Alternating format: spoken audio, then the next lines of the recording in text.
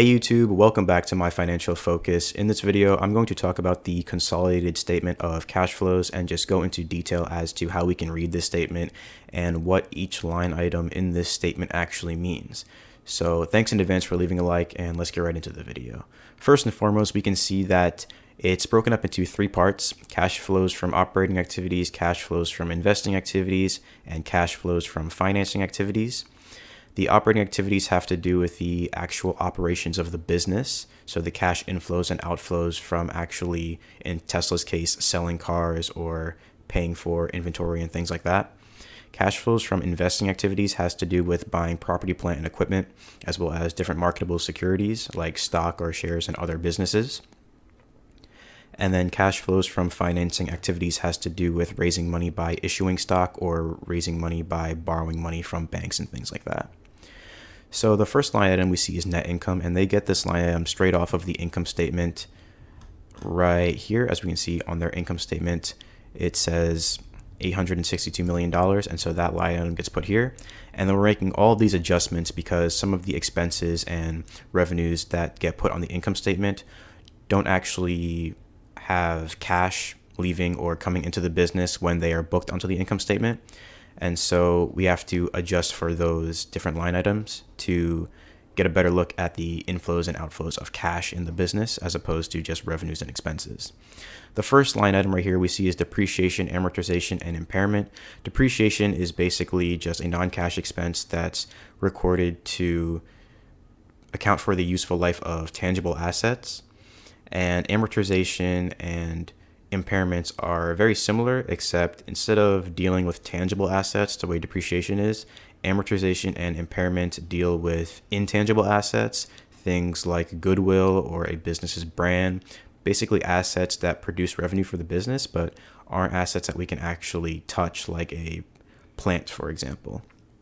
And so since this would get booked as an expense on the income statement, for example, in cost of revenues, and it isn't actually an expense where we're paying cash for it, we would book this as an addition to the statement of cash flows just because we aren't paying cash for this expense, and so there's no cash leaving the business. So even though the expense was booked and it affected net income, it isn't actually a cash outflow. And so in order to get a look at the actual inflows and outflows of cash in the business, we add that value back to the net income amount.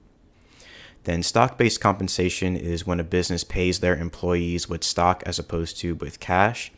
And so this might get booked as an expense to the operating expenses of a business on the income statement, but because there's no cash actually leaving the business, we add this value back on the statement of cash flows. Amortization of debt discounts and issuance costs deals with bond payments, and so when a business issues bonds to raise capital, that gets booked as debt payable, which means that it's an expense that will be incurred in the future for cash. But since we're not paying cash right now, we're just adding that value back to the net income amount because no cash left of the business in 2020, even though on the income statement it might get recorded as an expense for 2020. There's no cash that actually left the business in 2020, so we're adding that value back to net income. For inventory and purchase commitments write-downs, a purchase commitment is basically when a business commits to buying inventory from a supplier in the future, but since cash has not left the business yet, we're adding that value back to the statement of cash flows to the net income amount. And then a write-down is basically when inventory loses value, sort of like depreciation. And so again, depreciation is not a cash expense, and so we would add that back to the statement of cash flows, even though it might get booked as an expense on the income statement. Loss on disposal of fixed assets is very similar to write-downs. It's basically when we sell a fixed asset for less than we bought it for, less than its value. And so that would be similar to incurring like a capital loss on a sale of stock. That's not an actual cash expense. It's just depreciation on an asset, basically. And so we would book that as an addition to the net income on the consolidated statement of cash flows because no cash actually left the business.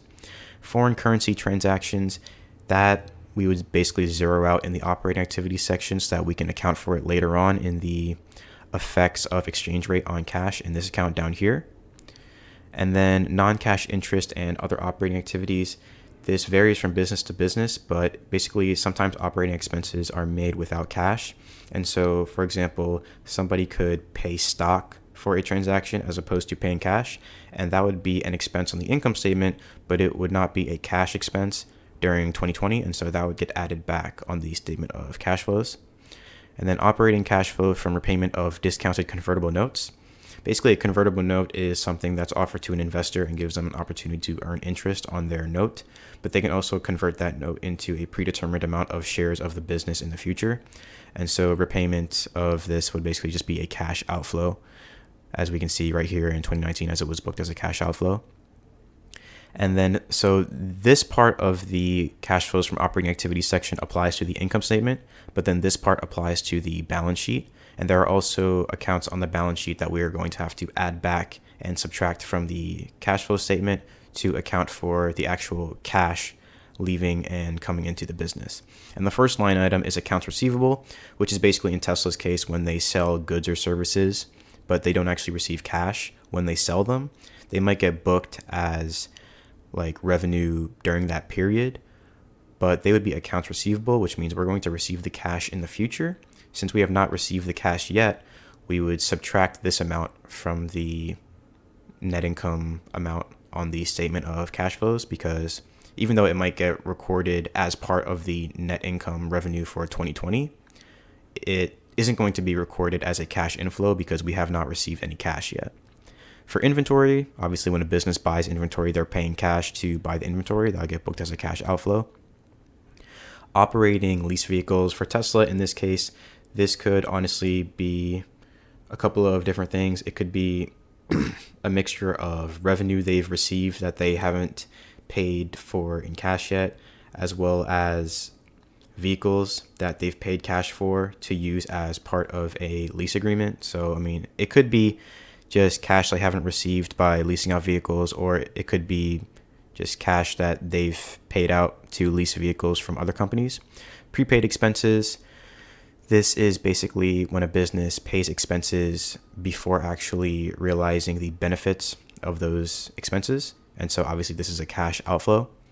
Other non-current assets is basically just other items just like this that are a little bit smaller, so they get booked into this account right here. Accounts payable and accrued liabilities is basically when a business like Tesla, for example, buys raw materials from a supplier. They aren't paying cash for those raw materials up front. They're going to pay cash later on, but that might get booked as an expense on the income statement and then get booked as an accounts payable or accrued liability on the balance sheet. But because they haven't paid cash yet, that amount would get added back to the statement of cash flows. Deferred revenue is when they receive cash from a customer prior to actually delivering the goods or services to that customer. And so obviously that's a cash inflow. And then customer deposits is basically the exact same thing as deferred revenue. And then other long-term liabilities basically just encompasses other accounts just like these, but they're a little bit smaller, so they get booked into this account as a total. And then that total is the net cash provided by operating activities for 2020. And then the next part is cash flows from investing activities. And this has to do with buying property, plant, and equipment, selling property, plant, and equipment, or gains and losses from marketable securities and things like that. So we can see purchases in the cash flows from investing activities would be a cash outflow because they're obviously making investments, but they're paying cash for that. So that would be a cash outflow. So it would be a negative to the statement of cash flows, as we can see right here. And then right here, we see receipt of government grants. So basically they're receiving money from government grants, total to be about $123 million for Tesla in 2020. And then purchase of intangible assets. It's basically the exact same thing, except intangible assets, like I said before, are not assets that we can actually grab or touch. They're like brands or goodwill or things like that. And then business combinations net of cash acquired. Basically, when one business acquires another business, that business obviously also has cash on their balance sheet. And so this business combination net of cash acquired is just taking into consideration the amount of cash that was paid for the business minus the amount of cash that was on that business's balance sheet, which in this case was a cash outflow. And then that gives us the total of net cash used in investing activities, which was a net outflow in this case. And then lastly, the cash flows from financing activities. This has to do with the business raising money or paying back debt, or sometimes paying dividends to shareholders and things like that. And so proceeds from issuance of common stock and public offerings. This is when a business raises money by issuing stock to shareholders. And so that was a net cash inflow for Tesla. Then proceeds from issuance of convertible and other debt. This is basically, like I said before, with the convertible notes, they're just raising money by issuing different types of debt to different investors. Repayments of convertible debt. So this is, instead of raising money from convertible debt, they're repaying the convertible debt to people who might own like more senior notes. And so that would be a cash outflow. And then repayments of borrowings issued to related parties. This could be like bank loans and things like that. As we can see right here, was another cash outflow. Collateralized lease payments. It's a little bit of a complex thing, but to sum it up, a collateralization is basically when a borrower uses an asset to secure a loan. And so if the borrower defaults on the loan, then the lender can seize the asset and sell it to try and cover their loss.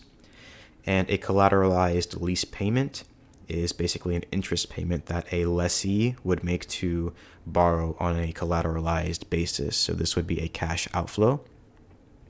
Proceeds from exercises of stock options and other stock issuances. So if the business had stock options and they exercised those stock options, then that would be a cash inflow.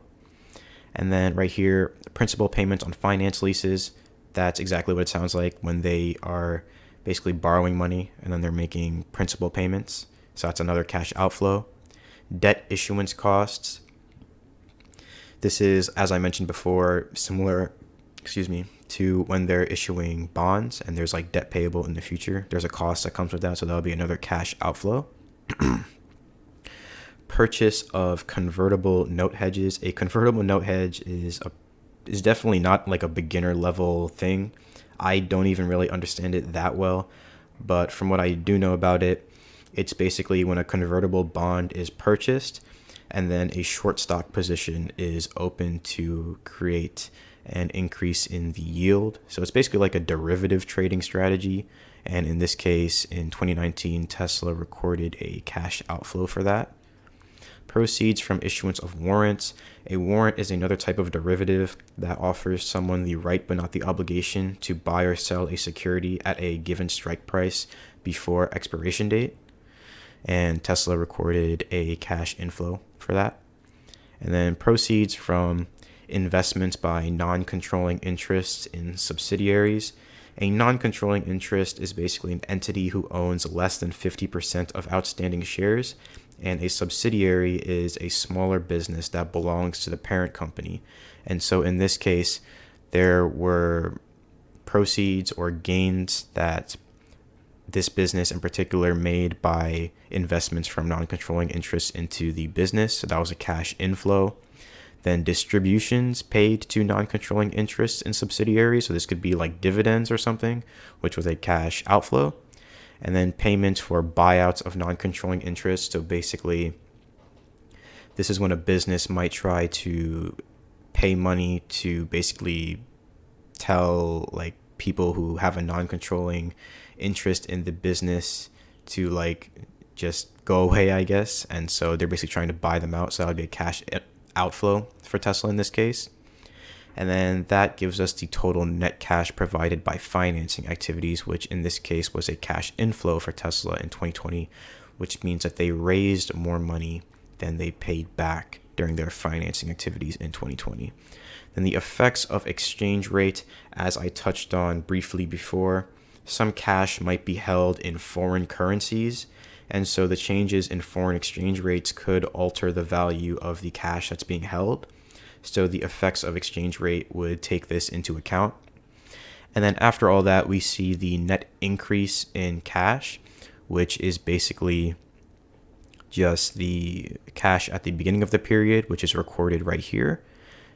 And then that's just the difference between that and the amount of cash that they have now after their cash flows during 2020. And that would just be the difference. And so we can see that's the difference. This is the amount of cash they had at the start and the amount of cash they have at the end of 2020. And then at the bottom right here, these are just different non-cash investing and financing activities. And so they're just keeping track of this, but this doesn't really have a bearing on the amount of cash that's inflowed or outflowed from the business, because again, these are non-cash investing and financing activities. And that basically wraps up an entire statement of cash flows in detail. I tried to provide as much value in this video as I possibly could. So if it did help anyone out, be sure to leave a like on this video, comment down below letting me know any other questions that anyone might have. Subscribe to the channel, and I'll see everyone in the next video.